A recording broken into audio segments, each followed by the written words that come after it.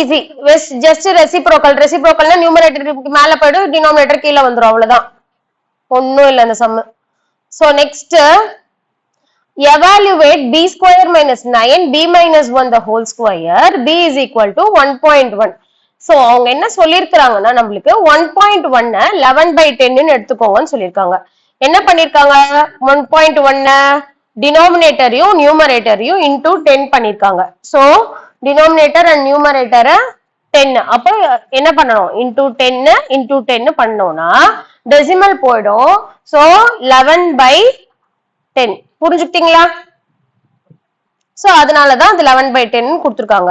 So இப்போ நம்ம क्वेश्चनல அப்படியே சப்ஸ்டிட்யூட் பண்ணணும். b யோட வேல்யூ கொடுத்துட்டாங்கல்ல, இந்த 11/10 b ஸ்கொயருக்கு பதிலா 11/10 the whole square minus 9 b க்கு பதிலா என்ன எழுதணும், 11/10 minus 1 the whole square.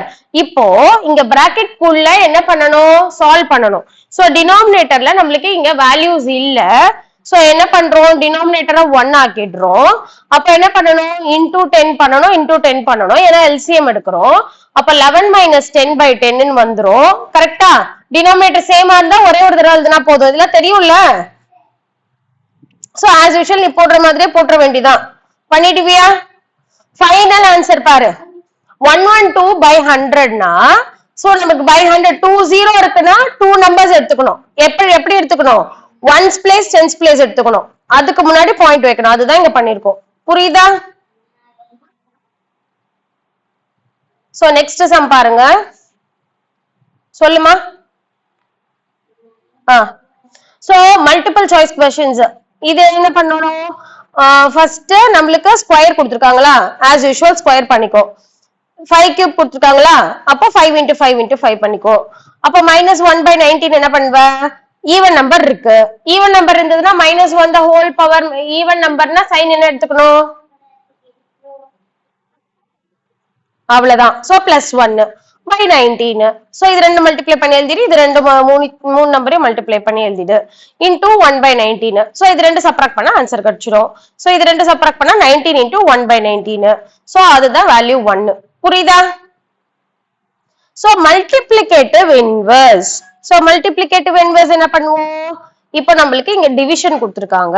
Division கொடுத்திருந்தாலே நம்ம என்ன பண்ணணும், அதுக்கு அடுத்து வர நம்பரை ரெசிப்ரோக்கல் எடுத்துடணும். அப்ப 1/3 என்னவாயிடும், இன்டூ பண்ணிட்டு 3/1 மாத்திடுவோம். ஆல்ரெடி பவர்ல 4 இருக்கு, அந்த 4 என்ன பண்ணுவோம், 3 into 3 into 3 into 3 பண்ணிடுவோம். அதே மாதிரி இங்க கியூப் இருக்கா, அப்ப அதை என்ன பண்ணணும், 1 2 3 3 டைம்ஸ் எழுதிக்கணும். இது பவர் 4 இருக்கனால 4 டைம்ஸ் எழுதிக்கணும். புரிஞ்சுதா?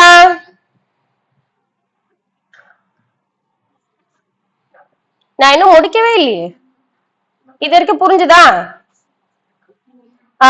சோ இப்ப நார்மலா இப்ப எப்பவுமே நம்ம பண்ற மாதிரி ஆன்சர் பண்ணிட்டு லாஸ்ட்ல ஒரு வேல்யூ வருதுல 79/16, அதை அப்படியே மாத்தி எழுதுனா 16/79. அதுதான் இன்வெர்ஸ். புரிஞ்சுதா? Same reciprocal multiplicative inverse. புரிஞ்சுக்கிட்டியா?